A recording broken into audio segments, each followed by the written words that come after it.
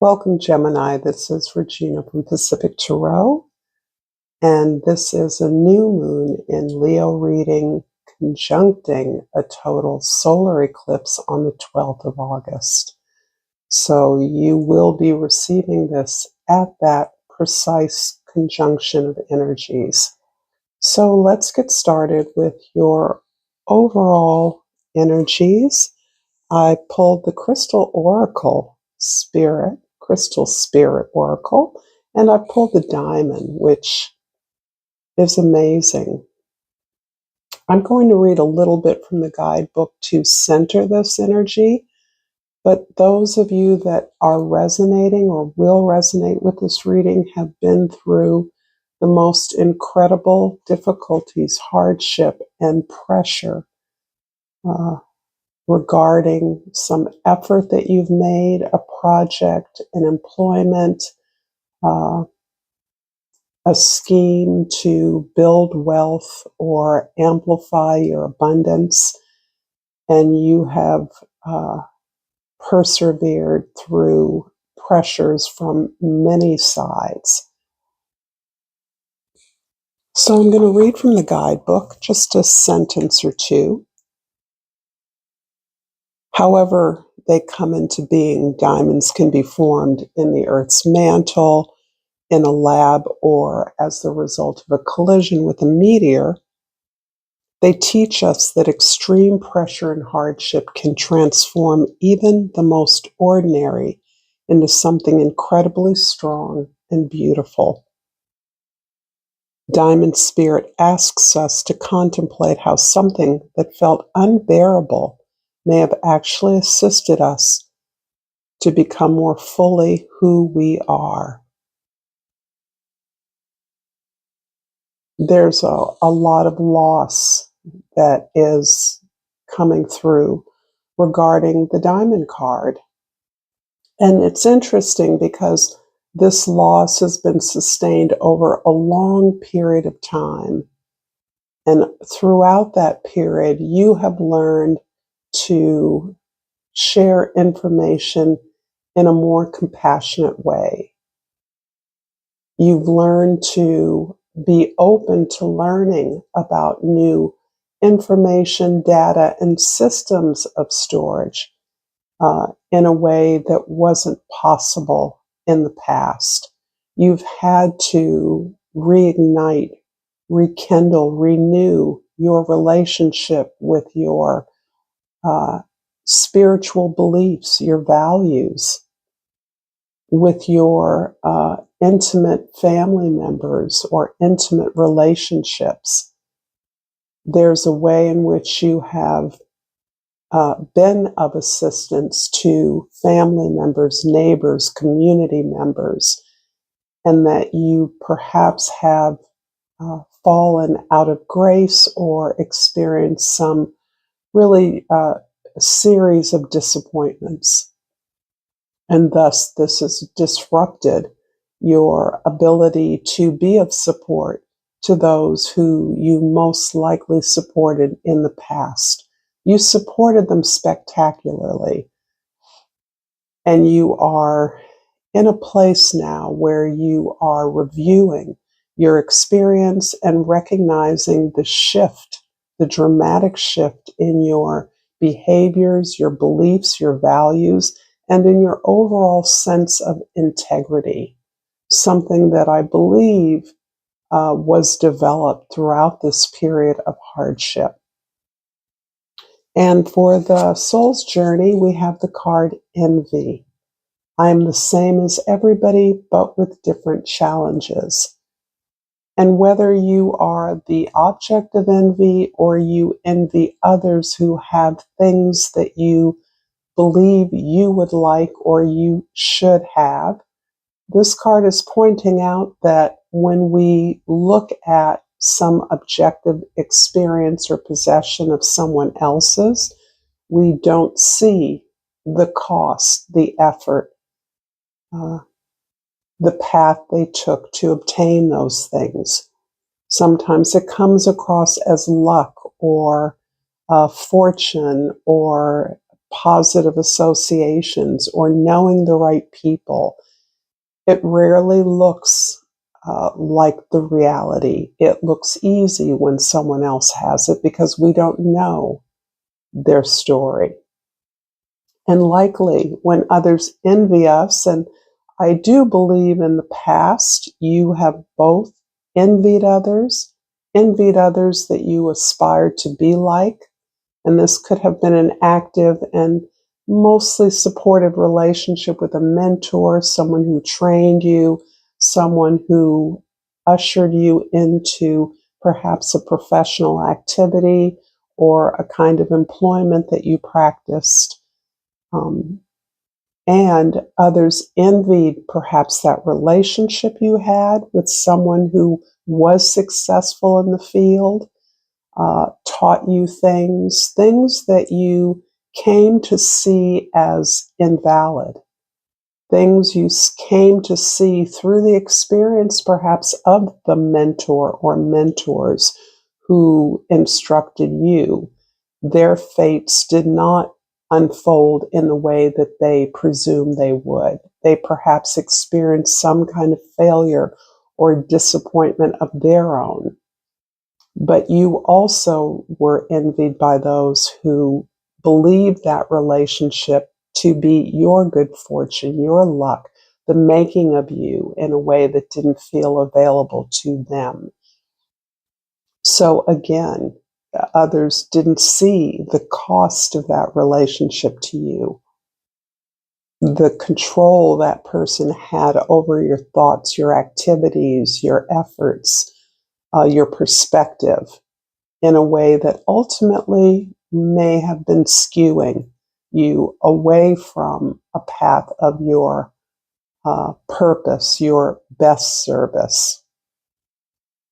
So there's already a very rich story here. And with the new moon in Leo, this is so much about the opportunity and the solar eclipse to be visible again, come out of hiding, to act in a way that does no longer seeks the validation of others who validated your every move in the past, showed you, told you the right steps to take to obtain a certain objective.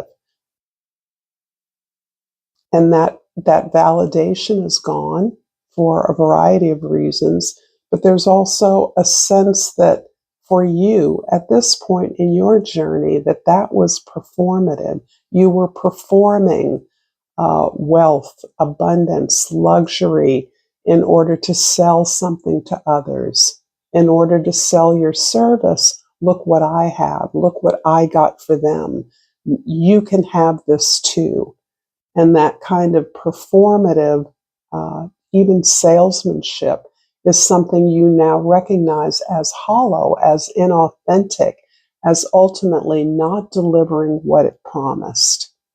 And you're now at a threshold where you're actually allowing yourself to be open to the way that the universe is allowing you, arranging opportunities for you that you are now ready for, that you might not have been ready for in the past. So in your present, the Star card, this is lovely. This really does show, it really goes beautifully with the diamond because it's telling me that hope has never died. You have never given up believing that what you initially were pursuing is still available to you. You understand it differently. You see the path to obtain it differently, but you've never given up that the abundance you seek is available, is a potential. You've been through the long, dark tunnel, and for some of you, this has been absolutely years, many, many years of failing, of being disappointed, of being betrayed, of following false leads, of investing in your own illusions. But there is a place now where you recognize what has changed within you, your own definition of the service that you provide, that you promise to provide, is the key. And that's where your hope arises from, in your own ability to change, to read the signs, to accept the lessons that have been learned rather painfully in the past.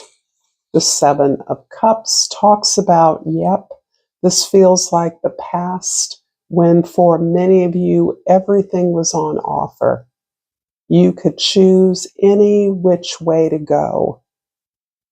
And rather than in the past perhaps pursue your own unique original path, you were overwhelmed by the other offers that were truly the byproducts of your success. Not understanding that pursuing your own authentic voice, service, offering, help to others, investment in the success of your clients, your students, would have netted you all of those things anyway. But perhaps not to the degree or in the quantity that you imagine was possible. So it's as though you perceived all the things that pursuing your own successful participation would have ensured, if I'm making sense here. So you were completely invested in all the things that you could have. Perhaps the things that the money you were going to earn would buy, rather than accepting that the better service you provided would net you with all of those things and more. The trust that you were developing with your clientele, your student body, your audience, whoever the service you provided was for, suffered from a lack of integrity, follow through, honesty. In the future, the World card. Indeed, this is beautiful because this is showing me a real integration of lessons. And this is not an easy message to deliver, simply because our hope often lies in our ability to make changes, to be agents of our own change. And this is showing me that the path you were once on has been thoroughly vetted from a completely different point of view. Authentic service, authentic performance, authentic delivery of promises. And this is showing a close out, that this long journey, this difficult journey of loss and reconnection to your mentors, your ancestors, those who trained you, who offered you this opportunity in this life that you chose, is coming to an end. The hardship is coming to an end. You're completing the cycle by accepting that the change had to occur within you, not outside in the world where you continue to try to navigate and manipulate forces in your favor. And that failed. But now you are owning the change, owning your own sovereignty, taking on the responsibility of your actions, of your service, of your reality. Understanding that you control that. You control your inner reality, your perception of opportunity, so that this has been a big training for the new beginning that is opening the door for you. This new door is opening the door to opening the way, clearing the way, clearing the space for you to begin something that is highly visible, that is highly authentic, that allows you to work with others that you're aligned with, that allows you to create a service on the basis of its excellence and integrity rather than on its material value. You're no longer chasing simply material value or profit. You're chasing the impact that you can have on your community. You're no longer isolated or see yourself purely as an individual, breaking away from the pack. You see yourself now increasingly as part of a community that is working to create changes to improve lives together. And that is an incredible change that is netting you the kind of results you never could have imagined were possible for you. If this reading is resonating with you so far, Gemini, please like this video and subscribe to my channel, Pacific Tarot. Thank you for being here. And already the page of Earth is clarifying the Seven of Cups in the past. One more card. The Eight of Water in the past. And for the Star card in the present, we have the Strength card and the Five of Earth, the World, the Messenger of Water, and the Five of Fire. Okay.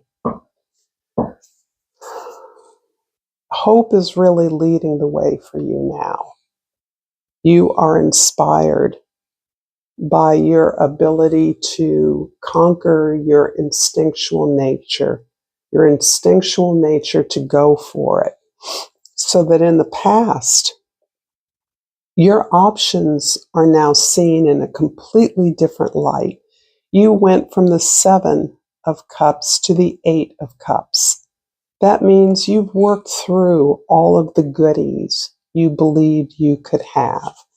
You've obtained those, you've run through them, you've disposed of them, you've spent them, and they haven't netted you much except the sense that you now have the courage to go for the challenge that is really defining you at this place. That challenge is opening up to new tools, new resources, new opportunities, new alliances, and learning what you can learn about the landscape, your professional landscape, your family or community environment in a new way, because you've gone as far as you can go in the old way of valuing things over your relationships with people. But those relationships can no longer teach you for a variety of reasons. Many of your associates are no longer around. Many of your associates or mentors from the past have experienced their own difficulties and no longer are the paragons of professionalism that they once represented to you.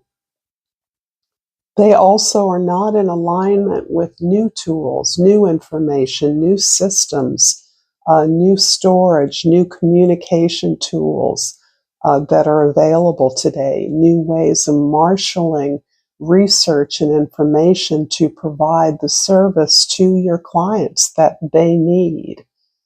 And you're all about building on those now, learning those, or delegating those responsibilities to others who can master them. But in order to delegate the responsibilities, you still need to understand them. So there's a lot of learning that you have resolved and allowed yourself to do, that you've opened yourself up to. In the present, the stars clarified by the Strength and the Five of Earth.